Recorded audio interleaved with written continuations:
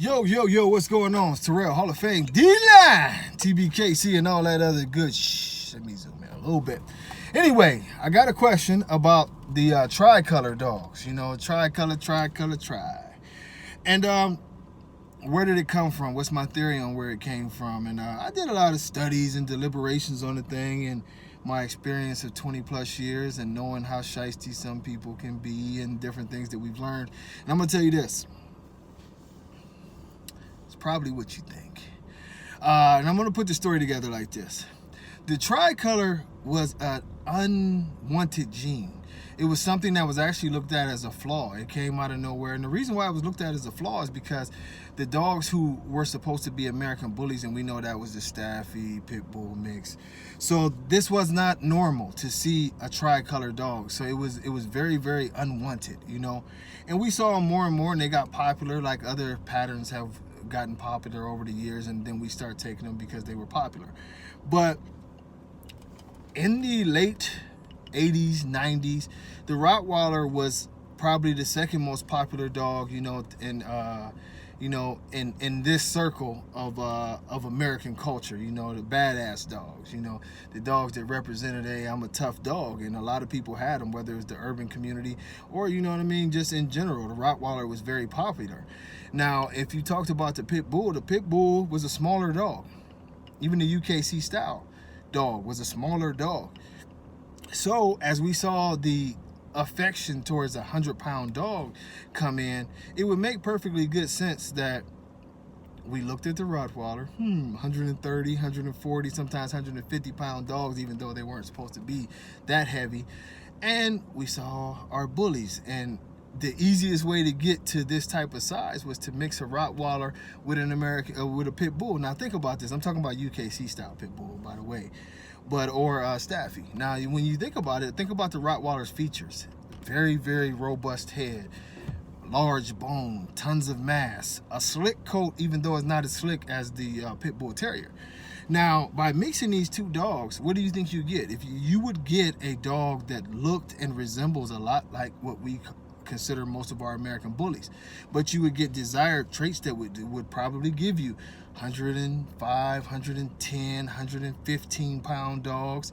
But the undesired trait at that time that would come through from time to time would be a tricolor, which had not been seen and should not have been a part of the gene pool. Well, like everything else in the American bully community, it's pretty, so we'll accept it. It's the same thing we've seen with blue dogs, where for a while you weren't supposed to have blue dogs. You were never supposed to have merles, and now, you know what I mean, even the people who claim to be the most righteous in the breed are breeding merle dogs and advocating for them when you're not supposed to have that. So like everything, popularity takes over common sense and the rules of the breed. And the American bully just did the same thing with these dogs. It's no doubt in my mind where if we use our common senses, the tricolor did not just happen. You know, I even went along with that for a while. I don't know where it came from, and you would see it kick back, and that was the thing that confused me, because I would see generations of dogs and it wouldn't be there, and all of a sudden, bam, it comes out. But the more I studied on genes, it had to be from somewhere.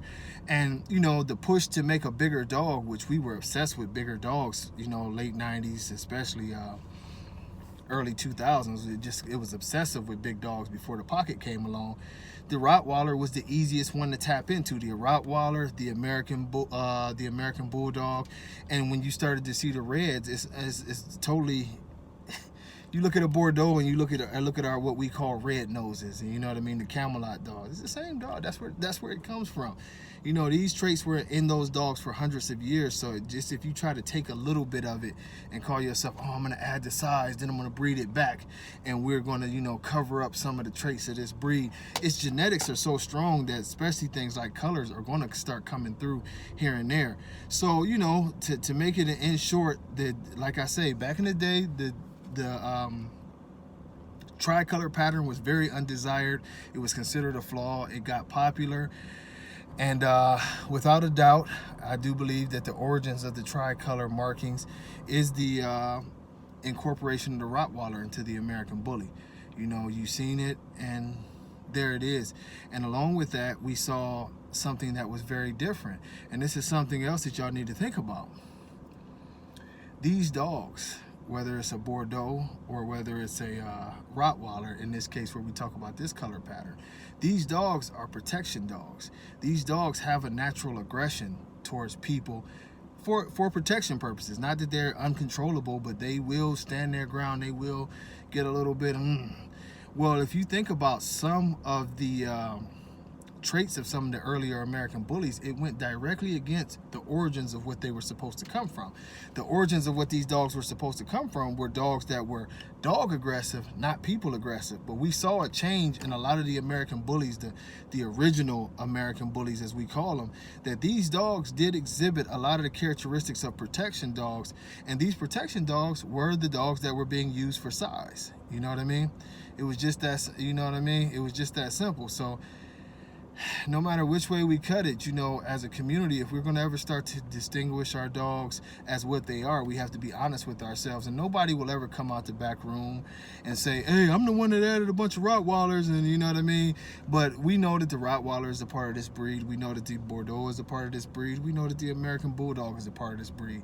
It was all a part of an obsession to add more size to these dogs. Natural evolution, as many people say, does not allow a dog that averages, you know, 65 to 75 pounds to jump up to 110, 115, 120, 130 pound dog. That's not evolution. It took some mixing from bigger breeds. You got the size, but along with those bigger breeds, you got other characteristics like aggression and color. With that being said, man, I hope y'all having a blessed day. You know what I mean? I'm going to say go Browns and go Tribe. And God bless all y'all. Hope y'all doing great, man. Much love. Peace.